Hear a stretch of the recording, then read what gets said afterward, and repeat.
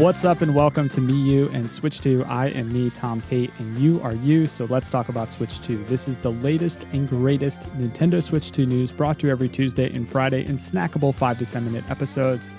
Today happens to be Friday. It is July 3rd. It is 8:21 a.m. on the East Coast. This is episode 114. I'm getting a little bit of a late start because I have a day off from work today, so I took advantage of resting, which is something I don't typically do, but I enjoyed it. If you are new to the show, welcome. Every first episode of the month, I take a closer look at what games are planned for release that specific month. It's become one of my favorite episodes that I do. I like to take kind of the wide angle view of all the games that are coming out, start to wish list a few of the games that I want to check out myself. Inevitably, there are a lot of games that just appear in the eShop mid-month with no notice, so there will be some missing if you look back later, but this will cover everything that we know of as of today. Just for reference, I've got 22 open tabs right now, all games confirmed in the eShop. There's a few that aren't that we'll cover as well. We are starting to see more kind of low-budget games or low-budget Switch 2 editions, so I might move faster through some rather than others, but I'll definitely cover them all today. A lot of games coming your way in July, so we're going to jump right into it. Also, a pro tip.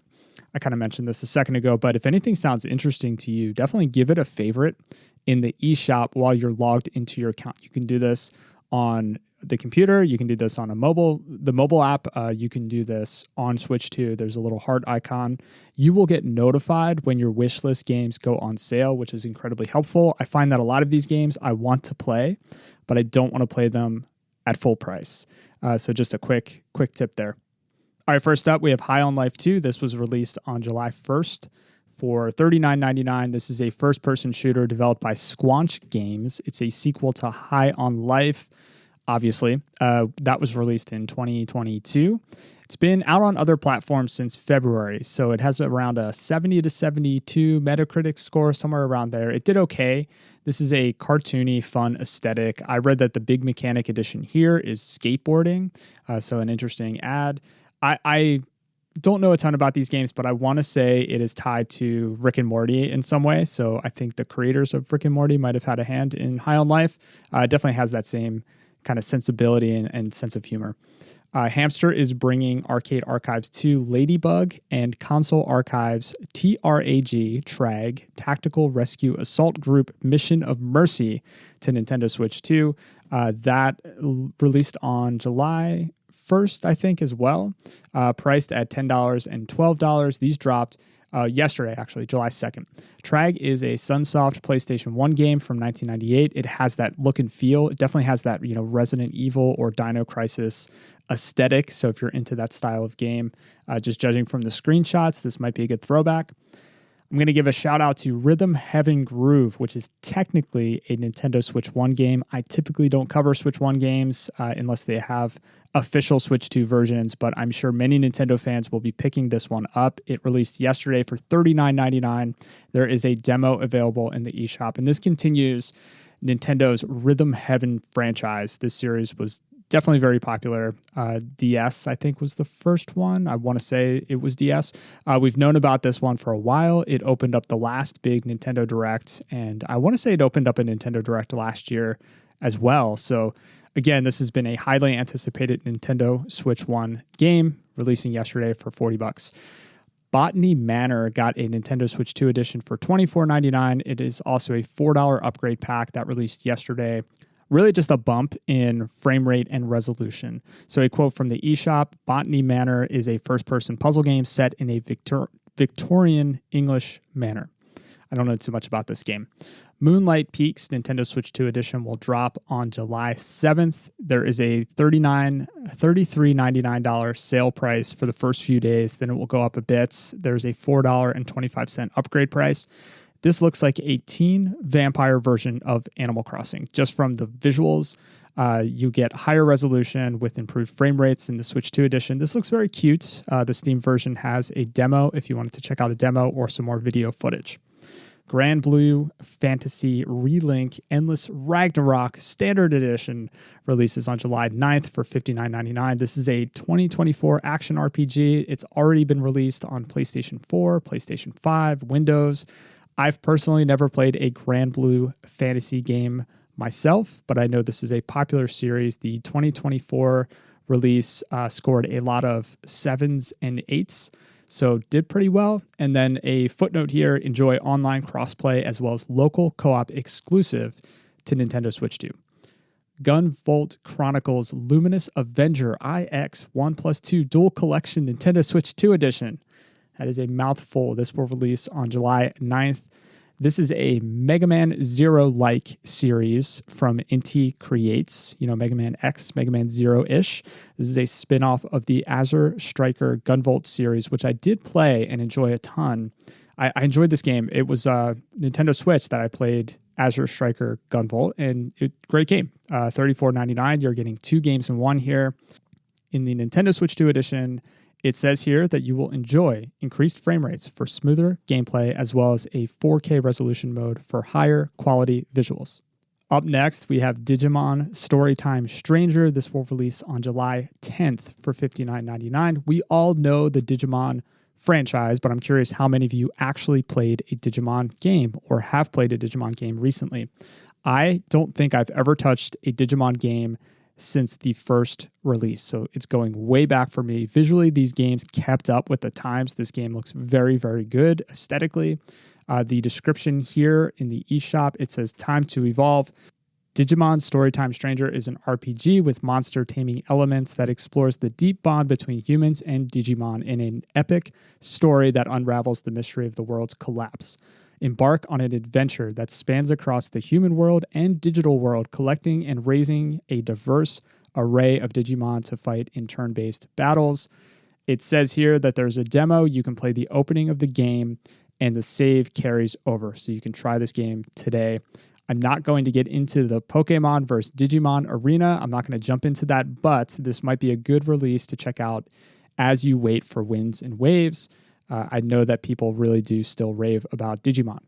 Detopia will release on July 14th for $19.99. Detopia, this is another one from Annapurna Interactive. They've been on a tear lately. They released Mixtape, To a T, People of Note, Wonderstop. I think Stray is from Annapurna, and that came out with a Switch 2 edition recently. This one is described as a gentle-paced, reflective adventure. Very unique art style here. Takes place in an artificial intelligence-dominated utopia, or maybe, as we'll find out based on the name, a dystopia. I guess you have to play to really unravel the mystery here.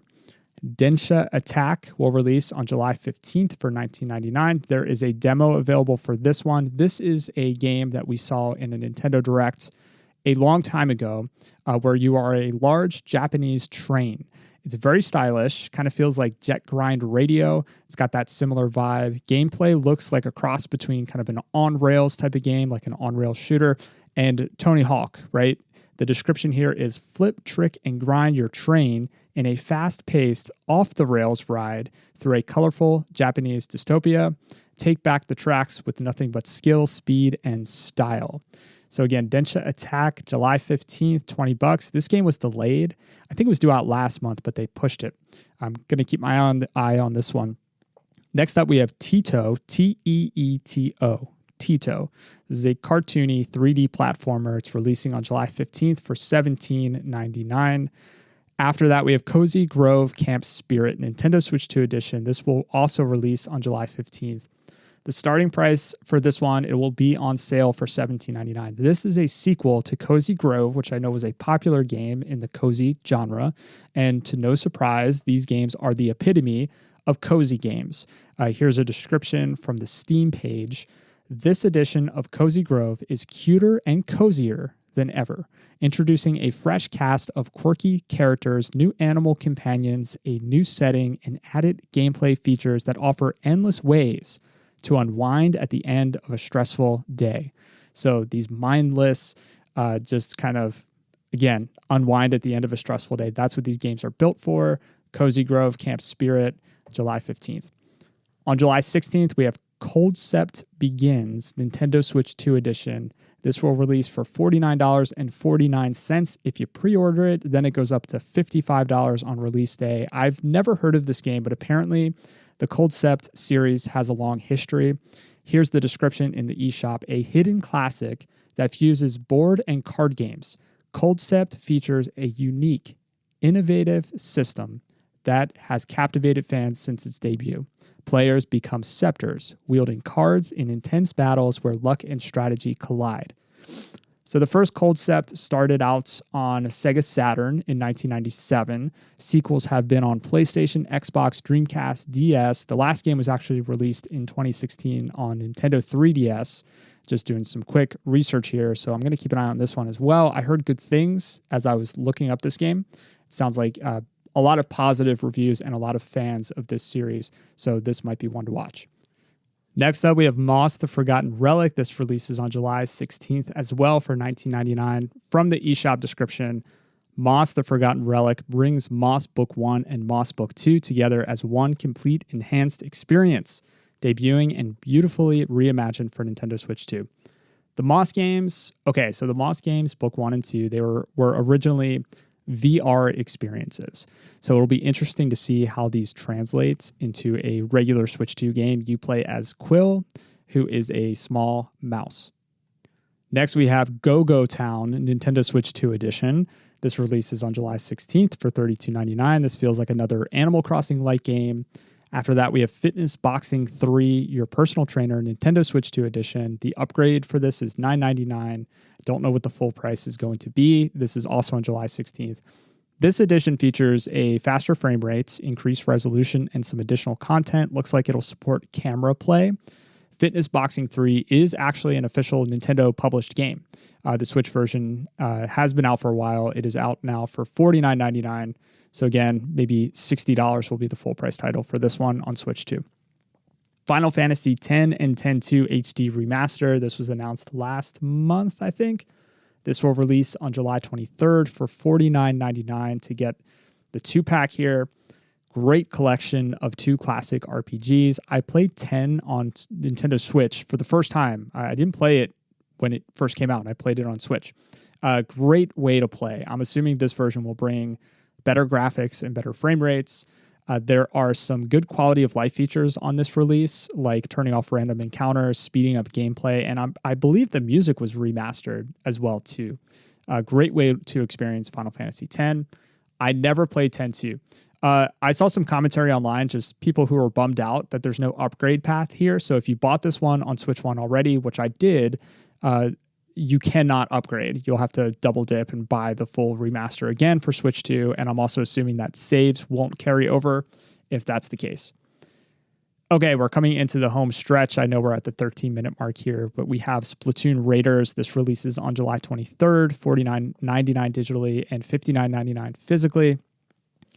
Really hard to say more about this game that hasn't been already said. This game has been hyped up a lot by Nintendo. We just had a 15-minute Nintendo Direct on Tuesday with a 30-minute Treehouse presentation that took place afterwards. It'll be more of a single-player experience. They keep reiterating that, but there is a lot of depth here, a lot of customization. There are multiplayer options. You can play with multiple people. I'll link to the Direct if you want to check that out. This definitely is Nintendo's big July release. I think it's priced well at $49.99. We pre-ordered this one. My son is very into Splatoon. It's probably the most played game on my personal Nintendo account because when he started playing Splatoon, he didn't have his own profile, so he would play on my profile. So I have just hundreds and hundreds and hundreds of hours logged for Splatoon. So we'll have more to say on this game later this month. On July 30th, we have Truxton Extreme. Truxton Extreme will release for $24.99. This is a vertical shoot-'em-up game based on the 1988 game Truxton that was released by Taito on arcades. I think it was ported to Genesis, PC Engine later on. Also on July 30th, we have 2 anime-style games, The Prince of Tennis, Doki Doki Survival, Eternal Passion, Tiebreak, Love Game, Nintendo Switch 2 Edition, and The Prince of Tennis, Sweet School Festival, Love 40, and more, Nintendo Switch 2 Edition. These 2 games, apparently Prince of Tennis, I did not know this, but apparently Prince of Tennis is a manga series that expanded into anime and a bunch of other mediums. I'm going to just take a pause here. There are 32 Prince of Tennis games listed in Wikipedia across Game Boy Advance, DS, 3DS, PlayStation, PlayStation 2, and mobile. So 32 games. I don't know what to expect from the gameplay here. They are $55 each. They are published by Konami, but this might be your genre, in which case I hope you are excited for the Prince of Tennis games releasing on Switch 2. Blue Reflection Quartet will release on July 30th for $49.99. This is another kind of hand-drawn, illustrated anime-style game. The description here on the eShop, Blue Reflection Quartet contains all 4 of these emotional stories in a single collection. So you're getting 4 games in one. I don't see any gameplay elements really, so I think these are really narrative, kind of story-driven games. We will get Xenoblade Chronicles 2 Nintendo Switch 2 edition on July 30th. It is a $10 upgrade if you have the Switch 1 game, probably $70 total, but it doesn't list the full price if you just want the Switch 2 edition. Nintendo continues its rollout of the definitive editions for the Xenoblade games with this release. Nintendo Switch 2 features will include, and I quote, experience a journey across Titans in 4K resolution in TV mode and Full HD in handheld mode at 60 frames per second. Discover a new rare blade, complete with a quest for you to take on. Directly control the blades you send on mercenary missions in a new action battle mode and unlock new equipment designs for Pyrrha and Mithra. There are a few games that are not in the eShop that I recall seeing announced with July release dates. The Mermaid Mask, this is a mystery-style narrative game, July 16th. Cultic, this is a retro-style first-person shooter published by Atari. This game has been out for a few years. July 23rd, no eShop listing for this one. Disgaea Mayhem, July 23rd. I couldn't find anything in the shop for this, but there is an official Disgaea Mayhem website that lists Switch 2 details, and July 23rd is the release date. There are some physical releases of games that are already out, like Mouse PI for Hire. That game has been out for a bit. Physically, you'll be able to pick it up for $40 on July 10th. And Super Meat Boy 3D has been out for a bit. Physically, you'll be able to pick that one up for $50 on July 21st. Probably a few more physical releases that I missed. They're hard to track down. I just checked Best Buy, Amazon, typical retailers. There are so many games to play. That's going to wrap up this list. I'm not going to do a full recap because we're already at 17 minutes, but I'll definitely be getting Splatoon Raiders. Detopia and Denshattack are top of my list as well. They look great. Definitely in my wheelhouse. I've got those on the wish list. Both of those feel like impulse buys when they go on a really good sale. So I'm going to just keep an eye on those. But that's going to be it for today. I will wrap up this episode and keep it short and sweet. I hope you enjoyed the weekend. Maybe you're enjoying some World Cup games like we have. We've been watching the World Cup. I want to say happy birthday to the United States, where I proudly live. I've been reflecting on 250 years, and it actually feels very young. 250 feels very young. If you have any relatives nearing 100 years old, and I'm grateful enough to have my grandparents with me who are in their 90s, they've been around for 40% of the United States, which is wild to think about, right? So I want you to enjoy your time. If you have time off, enjoy that. Do something that you love. I will be back on Tuesday with some leftover news stories that I didn't cover today, whatever unfolds between now and then. If you dig the show, it takes 20 seconds to tap a star rating in Spotify, Apple Podcasts, or wherever you listen. It is greatly appreciated. If you don't dig the show, let me know. Reach out to me. Let me know. I'm on Blue Sky and Instagram at Switch2Pod. I always am looking for ways to improve. I know that this episode goes long, as these monthly kind of roundup episodes typically do. So thank you for sticking through it. I will talk to you on Tuesday. Much love. Now go play some games.